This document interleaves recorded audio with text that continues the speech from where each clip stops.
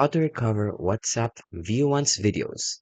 So in 2025, it's not possible to directly recover WhatsApp View Once videos after they have been opened. WhatsApp's View Once feature is designed to automatically delete the media after it's been viewed once, and it's not designed to be recoverable. However, there are some cases, and here's how you can do it. You can use a third-party apps or an extension which is potentially risky for viruses or even some scams and potential hacking. So, some developers have created browser extensions or apps that claim to bypass the view once feature, but these methods can be risky and may compromise your privacy or account security. So you can use it with your own problem and your own risk. And also, you can also manage your storage. You can explore your WhatsApp storage settings to see a list of chats and any associated media, but this will not allow you to recover view once media after they have been opened.